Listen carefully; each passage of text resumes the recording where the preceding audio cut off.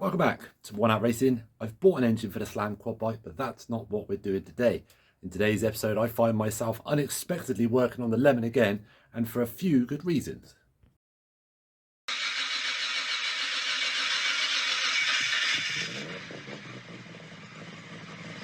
That's right, I hadn't really planned on coming back out here and working on this car again because I'll be honest with you, I was enjoying just driving it. There's always been little niggles with the car ever since I got it, and if you'll indulge me, I'll explain a little bit more. But up till now, I've just been kind of happy fixing it and driving as I go, so it's not another 6-year project like the Turbo.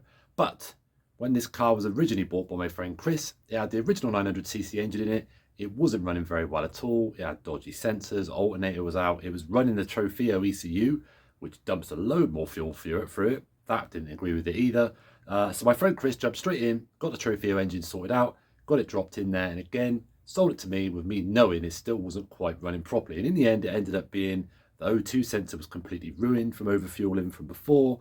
I fixed that, then I found a dodgy coil pack, and then I fixed that, and that turned out the dodgy coil pack and the overfueling and stuff had killed one of the spark plugs. And I've kind of gone around in circles without ever really nailing down all of the little niggles with this car. And there are some.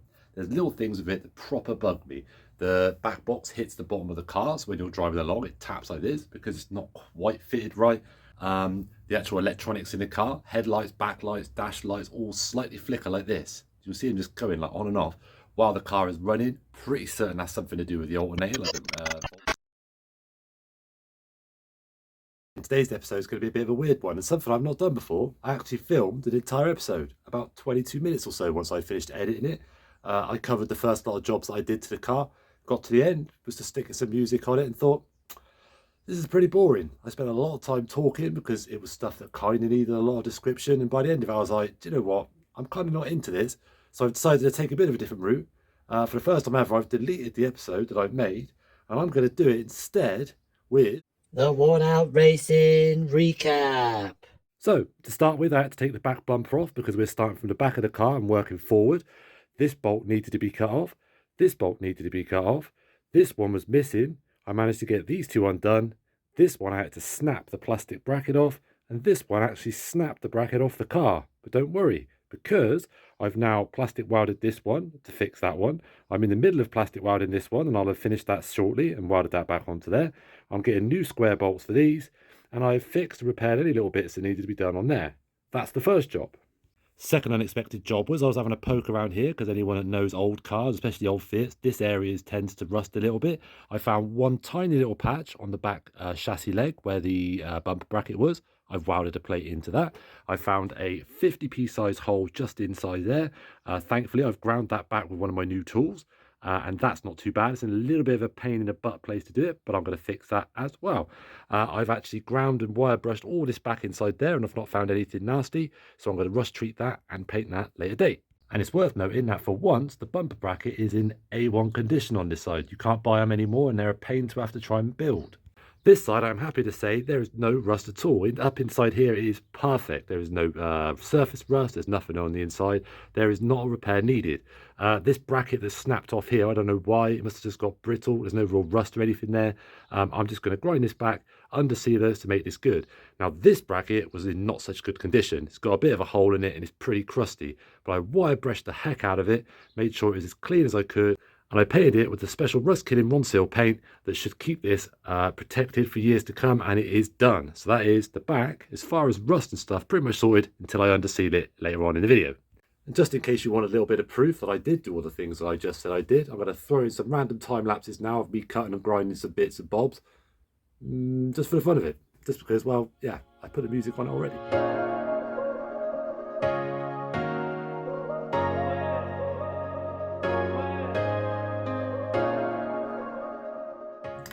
By the way, I got told off for just squinting when I grind stuff, so I found this old pair of properly scratched up security glasses, so I'll wear these and then I'll buy some proper ones soon, I promise.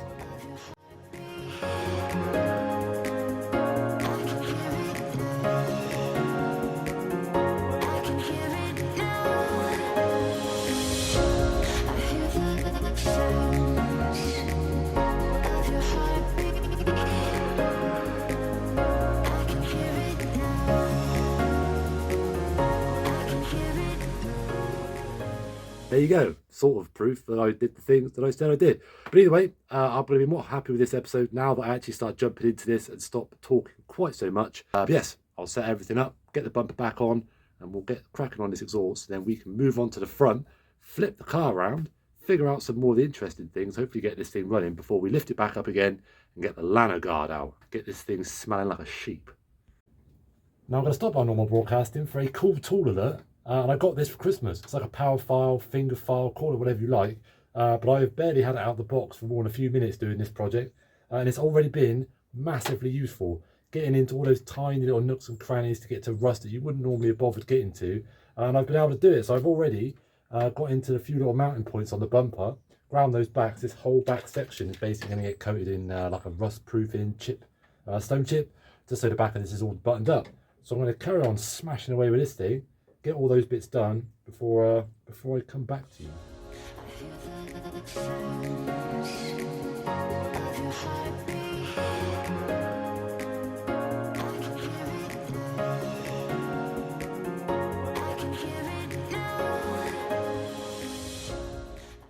Right, I was just quickly going back around those areas that I all ground back before just to put the rust treatment on it. So obviously, even though you grind this stuff back, it pays to put the rust treatment on there anyway, just because there's always going to be little bits that you miss. There's a few of these that's a bit tricky to get into.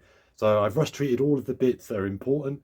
So any chassis sort of areas, any bits I think are going to be a little bit ropey in the future. So I've done those.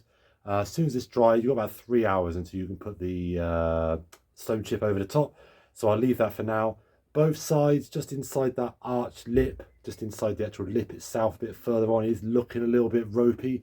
It's almost certainly going to need to repair there at some point, but because it's not near a chassis leg, it's not near anything important, and it's certainly not bad enough to warrant me doing it now. Those bits I'll leave, so I won't put any undercoat or anything over those to make it like some dodgy flipping bodge. Otherwise, 3 hours time from now I'll do that, but obviously I can get the bumper back on because we don't need the bumper to do the exhaust.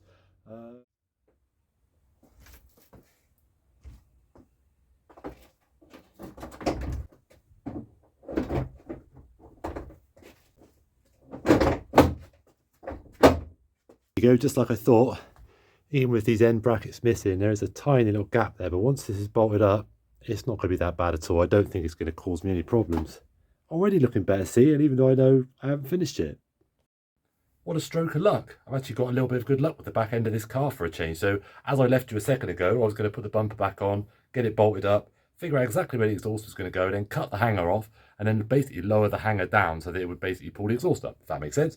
But as I was stood there staring at it while I was waiting for some paint to dry, which is actually what I was doing, I noticed that on the actual rubber hanger, you've obviously got the top hole and the bottom hole, which usually bolts onto the hanger on the car and the hanger on the exhaust. And there's kind of like a middle gap, which is kind of a little bit of cushioning, I suppose, if you want to call it that. But I noticed that the hanger, once I'd actually jacked the exhaust up to exactly where I needed it to go, if I use that middle section, which again is not completely legit, but it'll work. If I use that middle section and the top hole, it sits in absolutely perfectly. It's about a thumb thickness away from the shock now. So in theory, it should stop knocking. It means I don't have to cut any brackets. I don't have to do any more welding because I've done a bit. So that's really good. So one thing I am going to do is I've got the mesh that I meshed the front bumper with. I'm going to mesh this back little section quickly while I've got it off, then bolt it back up. But I wanted to show you one quick thing that I did off camera, which is one last little repair that I wanted to do to the back. And then we can finally drop this down, spin the old boy around. Right, here you go. So there was one tiny little repair down here. So I had all seam sealer and stuff around here because I guess they usually do that from factory. But I noticed there was a little hole there, not quite as big as this plate. I just had to make the plate a little bit bigger because it is a nightmare to get in with this double skin section. But basically I just put a small plate in and then put some seam sealer stuff that I've got already around there just to sort of keep it tidy. This paint is actually like it's not even a Fiat paint, but it matches pretty well. But it's actually a paint for like outdoor metal, so you can paint it over the top of rust and it kills rust as well. So I was like, well, it won't hurt. Even though I've rust treated this and ground it back, I've sprayed some down inside here because again, it's a nightmare trying to get in there. So I sprayed some in there as well to paint the inside of the bracket, but that came out pretty good. But anyway, time to cut some of this, put it on there, and then drop this on the floor.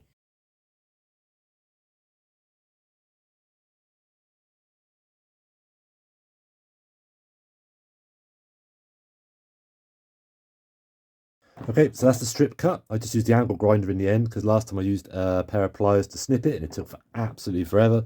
But what I have realised is there's some original mounting screws here, which I think are completely rusted, but I should be able to get them out at least with a set of pliers. Then I'll get some small little washers, hopefully something that you won't be able to see. And rather than bonding it in, I'll literally just have it so each one will screw down, just hold a little washer against each one like that. Should look loads better though. Certainly look better than the damaged red stuff that was on there before, and a lot better than the hole that's left after I pulled most of it out. So I will sort that out, come back, and you can tell me what you think. And here we go. I really do run the risk sometimes of letting you think that I actually know what I'm doing, but I managed to find some slightly bigger screws with some little black plastic washers on it. This one didn't quite line up. I managed to find this sort of hard piece of black plastic. So again, you shouldn't be able to see it too much. I just screwed that on there just to hold the middle a little bit more. One that end, one that end. I've moved it around a lot and it doesn't look like it's going to come off. I mean, if it does, it's not the end of the world. It's just a little bit of ABS plastic. If I get really fancy, I might bust out the glue gun again and whack a little bit at the top of there. But I think we are good. Now, I don't know about you. I feel like I've seen enough of the back end of this car. So I'm going to get this bolted back up, done, and then flip the car around. So the next time you see me, I'm going to be standing at the front end of this car with the bonnet open and potentially it jacks up in the air so we can figure out the next steps. Goodbye, bum end of this car. I will just say that before we go, this looks much neater. And here we go, we're back on the business end of things, and arguably the more interesting, or at least most important stuff, because this was the main reason I brought this here in the first place, was to sort out a load of things. So following on from tradition of going from the back to the front, it doesn't make any sense me starting right this end. So some things on the inside that I need to sort out first, and then we're going to kind of start tackling things one at a time until we find what's wrong with this thing, because there's no point driving it anymore with problems. There is. One thing I have seen though, I don't know if it's the cold weather or something, but the lacquer is peeling off of this like something terrible. So, you know, more things for the future, but we won't worry about that. We don't care about cosmetics too much in this channel. Now it's a little bit dark in here, so I will try and get a little bit of lighting going on. But one of the first things is actually really simple. Now, the door pins that go up and down on here, the previous owner has actually unscrewed whatever the standard ones are, and I don't really recall what they look like, with some kind of metal ones. I don't know whether they're just not very good quality or the threads have stripped or something, but the driver's side one completely came off. I don't even know what even happened. It just kind of fouled, the actual mechanism itself kind of just fallen in and it just fell off one day. And also the check strap on this door, if I would like care for me to show you, every time I get in and out of this car, and it does it twice because it clicks again. It is awful. You can see the rust on it. So I need to get some WD-40 in there and then some oil and stuff. But I think I'm actually going to take this door card off, this bad boy here, and then I'm going to get in there, figure out what's going on with that, and try and fix this check strap. And then it's one simple job done before we start tackling the hard stuff. Because I've got to be honest with you, I'm kind of putting it off. Right, there's no way I'm going to be able to get the camera and actually show you this, but I'm going to try and attempt to do this while holding the phone between my knees. But as I suspected, this does have a little C-clamp holding it in. Now, I may be able to get a screwdriver in there to pop it off, but from back in my Mini days and other cars I've had with windy windows that aren't screwed in, which would make way more sense, is you basically put a cloth underneath here, up like that, you grab it either side and you just keep basically going up and down like this, and eventually what it will do is it will catch one end of the C-clip, catch the other end of the C-clip, ping it off. Now, the only worry about that is sometimes it goes poing and you never see it again. So I may try and avoid that if I can, but otherwise, from memory, because I haven't had these off for a long time, there are little poppers on here which are sure to get messed up, but we'll worry about that if it comes up.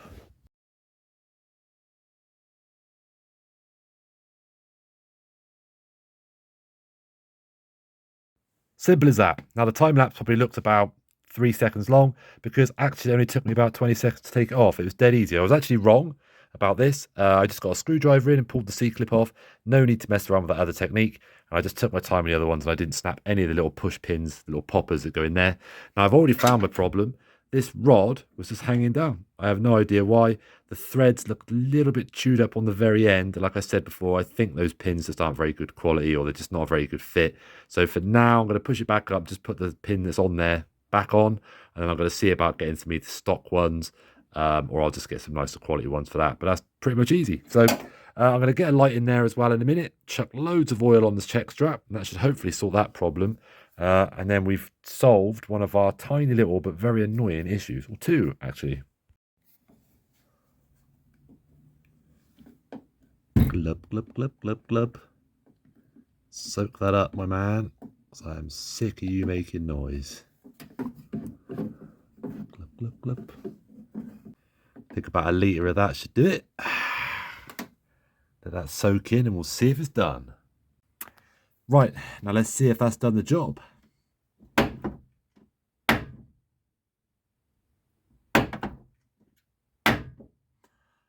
Okay, I have no idea why it's doing that.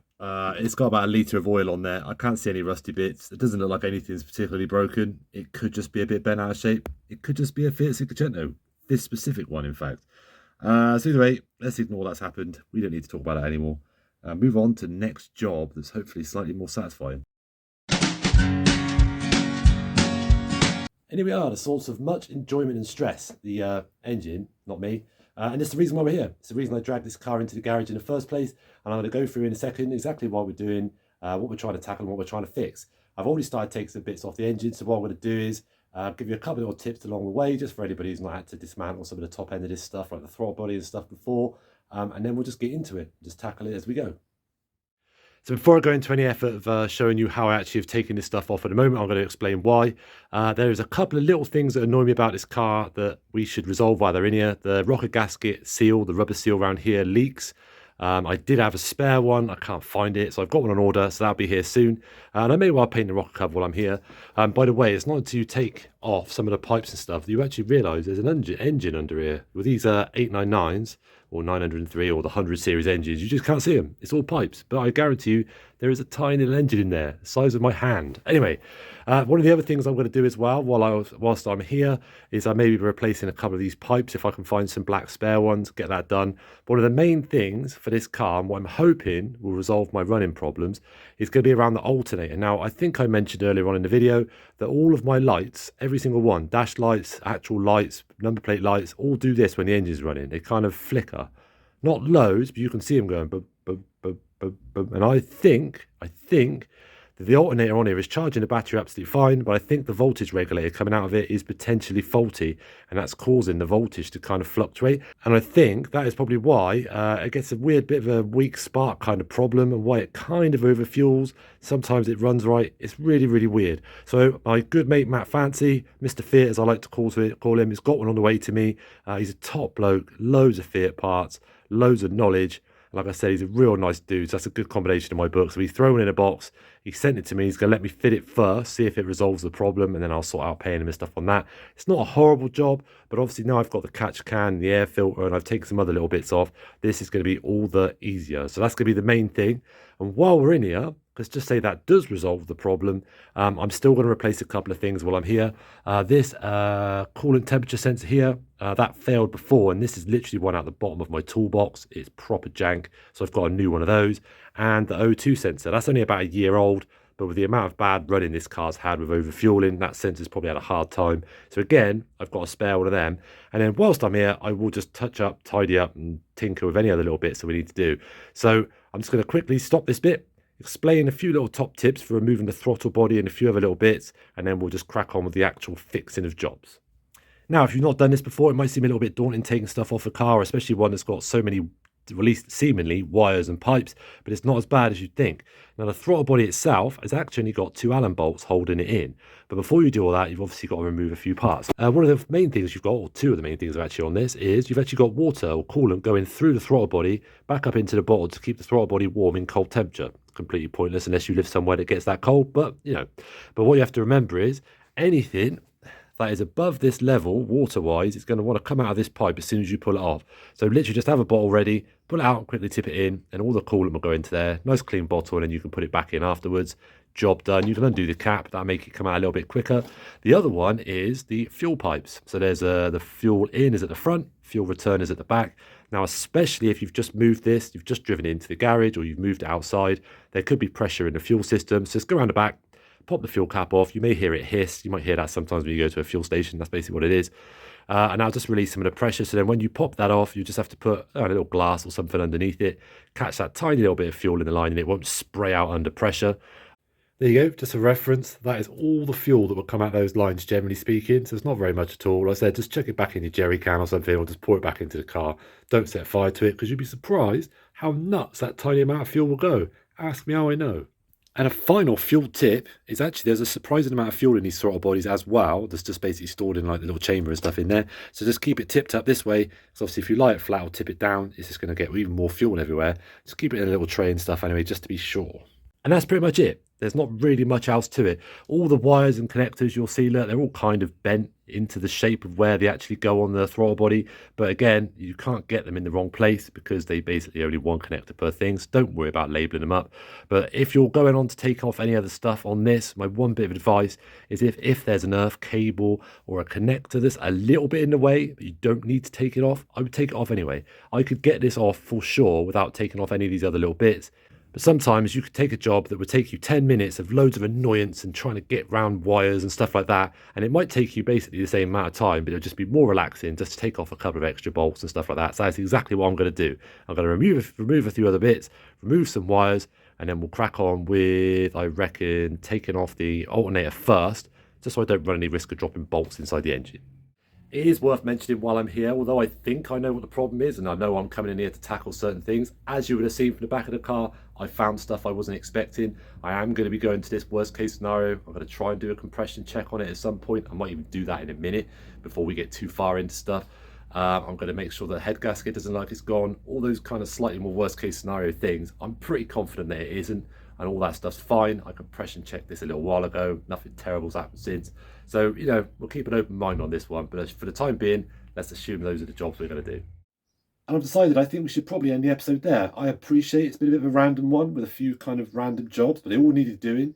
And I also appreciate I kind of chopped the episode around a little bit, deleting it and kind of starting again. So I apologise if it was a little bit all over the place, but it was very much unexpected. I wasn't planning on doing the lemon refurb, if you want to call it that. I was all ready to jump into the next part of the slammed quad bike as soon as the engine's already sat there waiting. And I've got other cars that need my attention. So next episode will hopefully be doing all of the things I just said, replacing everything, and at the end of it, it all works. If this doesn't work, if the car still behaves weirdly, then we're going to have to make some big decisions. I don't know what to do. It could be the car gets parted out. It could be I just sell it as it is. It could be that I figure something else out with it, but it can't go on any longer with it just kind of being okay, because I don't feel confident enough taking it on road trips and to track days and stuff, because I'm always worried that one of these tiny little problems becomes a bigger problem. So we want to nail this and we want to get it done properly. So until the next episode, make sure you stop by for the next one. Don't forget to go check out some of my other episodes with the other Fiats, the turbos, the quad bikes, the little kids' electric cars, the whole shebang. And don't forget to stop by the Worn Out Racing shop. I've got some wicked t-shirts on there. I need to do some new ones and I need to start promoting them a little bit better. I'm even going to start looking for some different places to actually host selling the t-shirts from, so I can get them a little bit cheaper. But until the next time, stay safe, stay worn out, and I'll see you soon.